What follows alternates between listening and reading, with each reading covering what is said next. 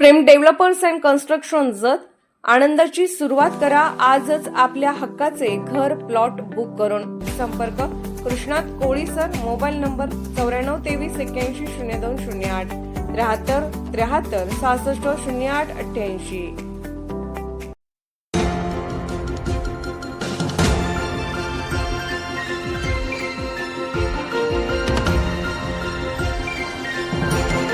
आपण पाहत आहात जत मराठी न्यूज।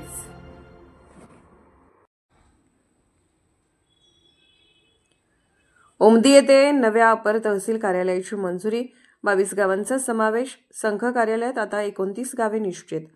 विधानसभा सदस्य म्हणून माझ्यावरची जबाबदारी वाढली असून जनतेच्या अपेक्षांची पूर्तता करण्यासाठी मी सातत्याने कार्यरत आहे असे प्रतिपादन करत माननीय आमदार गोपीचंद पडळकर यांनी उमदी येथे नवीन अपर तहसीलदार कार्यालयास मंजुरी मिळाल्याची माहिती दिली।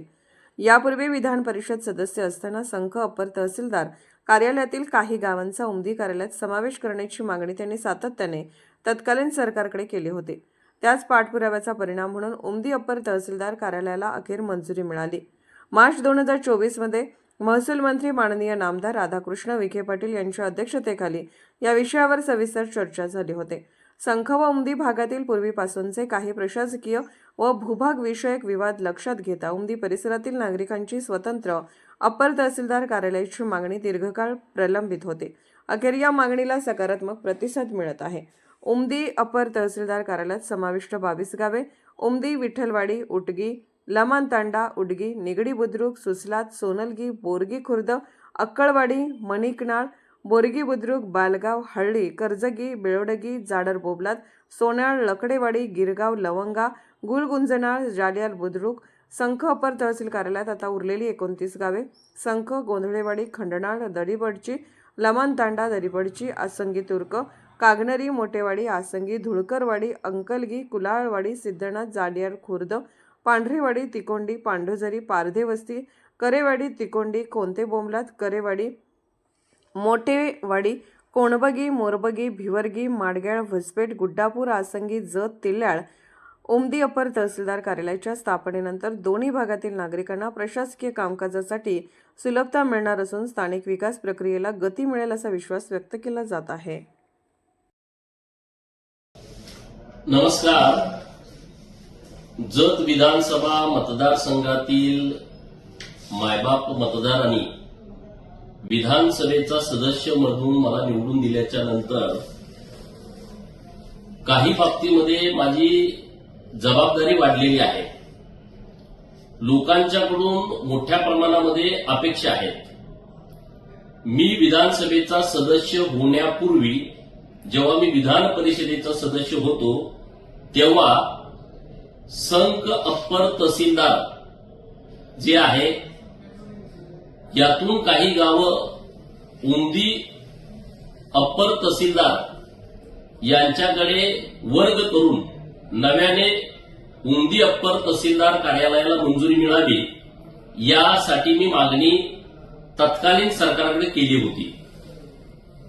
मला वाटते मार्च 2024च्या दरम्यान महसूल मंत्री राधाकृष्ण विखे पाटील साहेब यांच्याकडे एक बैठक पण झाली होती आणि त्या बैठकीमध्ये सविस्तरपणे आम्ही मांडणी केली होती। आता ती प्रक्रिया पुढे जाते।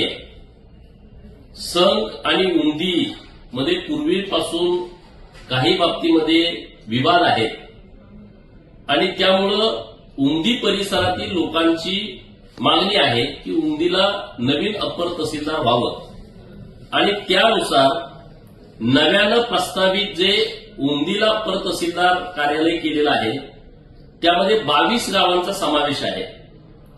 त्यामध्ये उमदी, विठ्ठलवाडी, उटगी, लमानतांडा, उटगी, निगडी बुद्रुक, सुसलात, सोनलगी, बोरगी खुर्द, अक्कळवाडी, माणिकनाळ, बोरगी बुद्रुक, बालगाव, हळ्ळी, करजगी, बेळोडगी, जाडर बोबलात, सोन्याळ, लकडेवाडी, गिरगाव, लवंगा, गुलगुंजनाळ, जालियाल बुद्रुक अशी 22 गावं उमदी अप्पर तहसीलमध्ये येत आहेत, प्रस्तावित केलेली आहेत। उमदी अप्पर तहसील कार्यालय निर्माण झाल्याच्या नंतर अप्पर तहसील कार्यालय संघ यामध्ये राहणारी गावं 29 आहेत.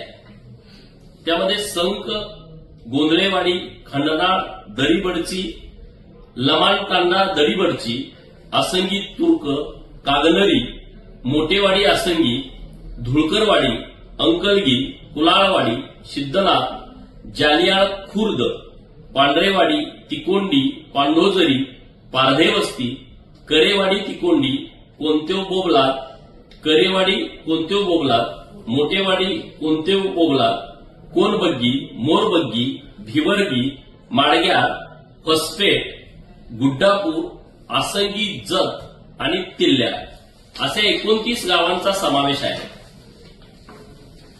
माझा स्वभाव कोणावरती अन्याय करण्याचा नाही. सर्व घटकांना न्याय देण्याच्या दृष्टिकोनातून हा आमचा प्रयत्न आहे. लोकांनी कोणत्याही अफवांवरती विश्वास ठेवू नये. आम्ही जे करेल ते योग्यच करेल. संघमध्ये वेगवेगळी कार्यालये यावीत यासाठीचाही माझा प्रयत्न सुरू आहे आणि त्यातील एक भाग म्हणून एक मोठं हॉस्पिटल आपण सरकारी प्रस्तावित केलेलं आहे. ते पण मंजुरीच्या टप्प्यामध्ये आहे.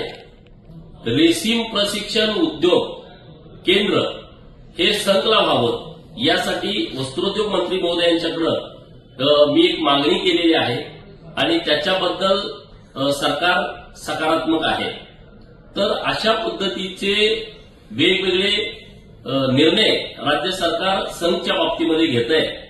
तर सर्व विभागातील जनतेला याविषयीची सविस्तर माहिती असावी यासाठी आपल्याशी आज आम्ही बोलतोय. जत मराठी न्यूज चॅनलला लाईक करा, शेअर करा आणि सबस्क्राईब करा.